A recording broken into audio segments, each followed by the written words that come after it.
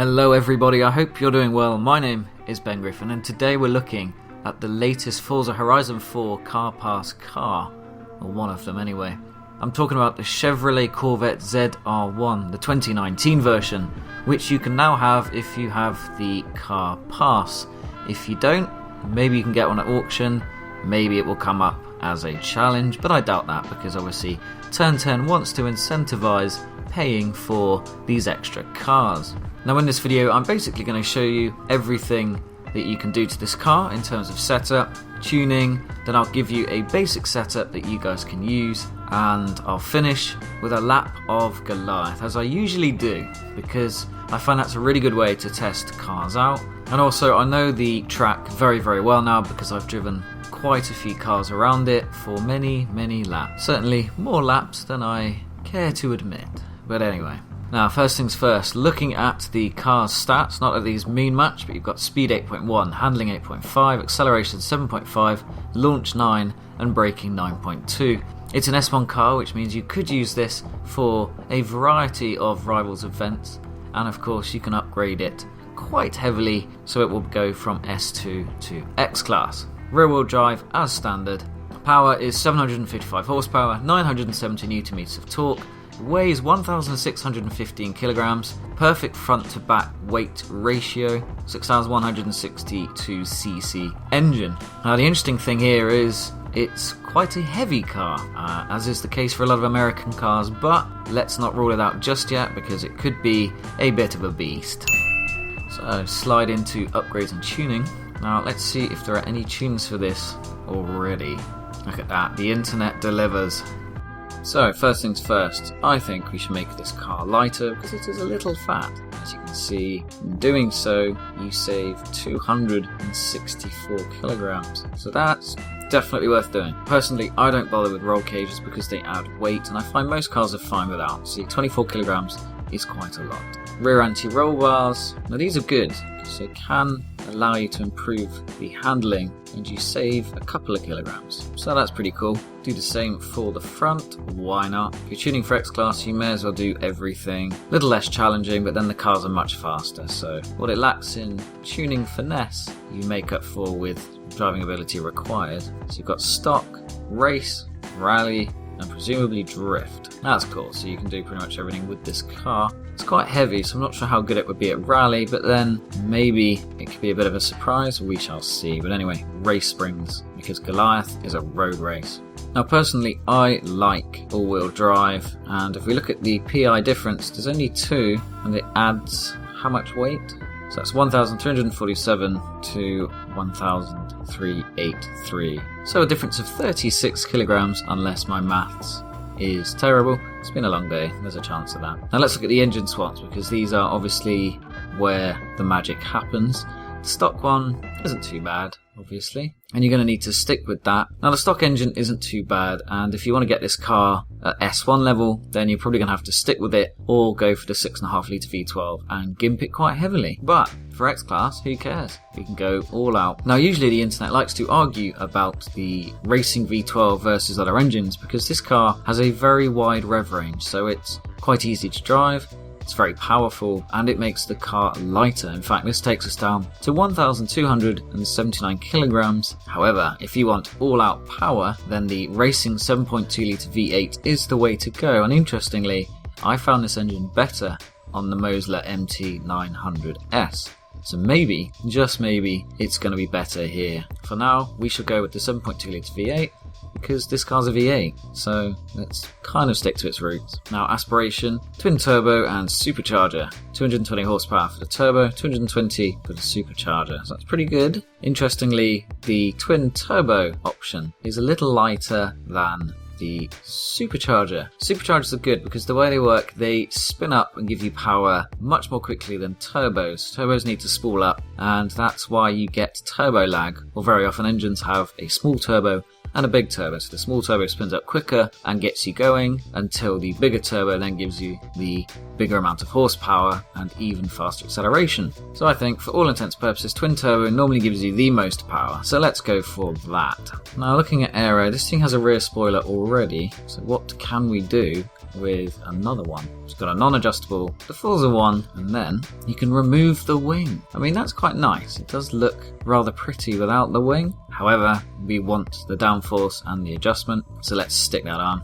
Adds a bit of weight, but that's fine. Usually the pros outweigh the cons on that. And again, just sticking it on the front, this one doesn't add weight, but it means you can adjust front downforce, which is good for cornering and general stability. Tyres, this is normally very easy, because I want to make a race car, so we'll stick on the race tyres. So really the only difference is, do you want Horizon written on the tyre or not? Can of course have rally tyres, which are good for off-road, and events like the Leviathan, where you've got a mixture of road and rally. I think we might return to see whether this car is good at rally, depending on how good it is on the road. If it's really quick and abnormally good at handling, then why not? Now front and rear tyre width, obviously the wider the tyre, the more surface area there is for it to grip. But this comes at the expense of weight normally, because there's more rubber. So going from the thinnest to the widest adds 5 kilograms of weight, but that's fine. 5 kilograms isn't a huge amount, given that it should improve the cornering G. Although I do find in this game the difference isn't massive, or certainly you're more likely to make a mistake in a corner and get the speed wrong than you are to see the difference, if that makes sense. If you're a flawless driver and very, very good, then you would probably notice. Now rim style, normally it's best to go for a third party one, because you save, it's normally 6 or 11 kilograms, depends on the stock alloy.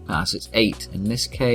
So we'll just stick these on for the time being. It's worth just going all the way through. In fact, a pro tip, if you just hold left, if you see green, then you know you can go even lighter. And if you don't see green or see red, then you've made a good choice of alloy. I typically just try and save as much weight as possible. This is a good little trick if you are trying to get the PI up and you've got some spare, or simply you just want to max a car out. Front rim size. So going for larger rims should improve stability and handling, but you do gain a couple of kilograms. Whether or not it does is something that I might do a little video on, because it's not immediately clear. Interestingly, you can only do the front wheel, not the back. That's unusual. Now track width, normally this is another thing that adds a little weight, or certainly adds to the PI score. In this case there's no weight, but it does bump it up a little, but we're not bothered because this is X-Class, so we'll stick that on. Wider car basically means it's just going to corner with higher levels of G-force, so it should be faster. Sometimes I put the front one in, or not quite as wide as it will go, but again, these are minimal changes that really shouldn't make a massive difference, certainly not as much as your driving ability. Moving on to the drivetrain, we have 4 options. We've got the clutch, so you've got the stock clutch and the race clutch. Race clutch saves a couple of kilograms. Transmission, now it's worth changing the transmission because this allows you to change the gear ratio. And you need to do that because from what I've seen, just looking at those tunes earlier, this car can do maybe 288 miles per hour. I've not tested that. Maybe that guy has made that up, or girl, who knows. But the simple fact is, if you want to get the best out of a car, you need to do the gears yourself. If anything, it means you'll get better acceleration, and then you can actually fine-tune it for certain circuits where, for instance, if you know you don't need 288 miles per hour, but you need 220, and so you can really maximize how quick the car is in that lower speed region. Now driveline, normally this just saves a few kilograms, 5.1, so that's nice. A lighter car is typically a better car. Now differential, again, this is useful because it allows you to change the differential settings, and on an all-wheel drive car that means front accel and deceleration and rear acceleration and deceleration. Now this is good because when you get these settings finely tuned, you'll find when you ease off the car tucks its nose in, and then when you accelerate it pulls the car around, and that is a big reason why rear-wheel drive cars are just so fast, even if you're not the best player. Although getting the exact settings you want is a little bit of a rabbit hole, I'll say that, because it's not necessarily easy. But as I said in my tuning tips video, just try the extremes on both. Do a couple of laps, see how the car feels. To be fair, you'd probably notice fairly quickly going round a couple of corners. I go for relatively high on the rear and 0 to 10 or 20 on the front deceleration, and a little bit higher on the front acceleration part. Now with great power comes the need to brake faster. Pretty sure that was the original quote, although weirdly enough there is no option to upgrade the brakes. To be fair, they do fill those wheels rather well. You have yellow calipers, which means they're better, obviously, and the discs look huge, so I don't think this car's going to struggle to slow down. And of course, here we come to the main event in terms of horsepower. Now fuel system, nice and easy. Let's put race, plus 46 horsepower and 1141 newton meters of torque. So that's pretty decent. Next up is ignition, not the R. Kelly song. Again, slap on the race one, and as you shall see, 38 horsepower and now 1178 newton meters of torque. Pretty good. Neither of these have saved any weight, which they can do in some cars. But anyway, increasing displacement. So this will take us from 7.2 to a 7.5 litre engine. Plus 67 horsepower, quite a lot of torque, same weight. That's good. We're starting to near the all-important X-Class figure. We're at 993. Twin turbo is going to send us into X-Class. Because power. No, it hasn't. 58 horsepower gain. Interestingly, the car has gained some weight, but hasn't actually changed the number. So I'm guessing we're talking about a decimal. Not really going to notice that too much. Intercooler. This must be the one that sends us to X-Class. Nope. Street one has actually decreased our PI score, which is interesting. So if you're trying to do a little tuning setup, maybe you could slap that on. Although to be fair, 20 kilograms for an extra 17 horsepower might be worth looking at other mods. Plus 43. Again though, still S2. This car is stubborn. And there we go, finally X-Class, 77 extra horsepower, but the car weighs another 25 kilograms. But anyway, who cares? 77 horsepower is a lot. And lastly, you've got the flywheel, presumably street and race, no, sport and race, minus 1 kilogram, or minus 4. Yes please, why wouldn't you? Let's just do a little summary. So we've lost a lot of weight. We've gone from 755 to 1,358 horsepower and 2.2 lateral Gs of cornering. So that's pretty damn decent, I reckon. Now before we go and do a lap of Goliath, let's just do a basic setup. So as you can see, 0 to 60, 1.688 seconds. That is quite impressive. However, the 0 to 100 is typically more useful because it's rare that you come to a complete halt in a race. In fact, if you are, and it's not a drag race, you're doing something very wrong.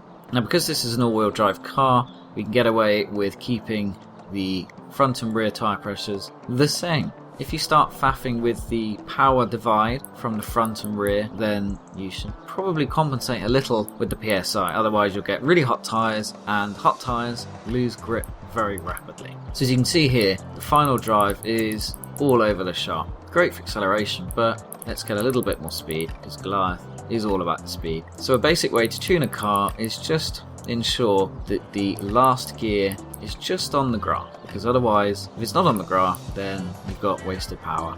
So there we go, doing that, 1.579 now and a 250 mile an hour top speed. So that's pretty decent.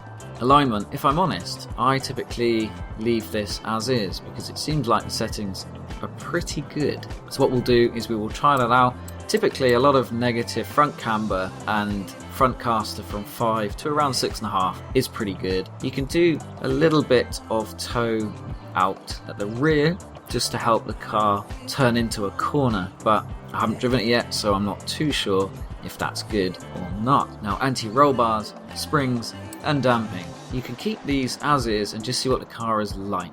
If you want specific numbers here that are based on the front and rear weight ratio, then you can use a formula from a guy called Hoki Hoshi. It's also in my 10 tuning tips and tricks video. I'll also stick it in the description so you can use it yourself. One thing I will say is that it's quite tempting to lower the ride height as much as possible, but chances are the car will bottom out and you will hear it thudding away. Whether it has much of an effect on the handling and speed, I think is debatable, but given that you don't seem to gain any speed from lowering the car, then you may as well keep it as they've set here, which appears to be 4 or 5 stops above the lower setting and slightly higher at the rear. And that's quite common in supercars and hypercars, at least in Forza Horizon 4 anyway. Moving to aero, 156-216, so that's quite a nice balance. Not too much that you lose your top speed, but not too little that you're not getting as much cornering ability. If you want pure handling, then you would maximise to the right, and if you just want to get a ridiculous top speed, then you would go to the left. Now you don't want too much rear downforce because actually that can make the car understeer, and the turning is terrible and that's not very fun, so bear that in mind if that's one of the problems you're getting with this car. Brake, typically if you go a little to the right, that will give you some oversteer when you brake.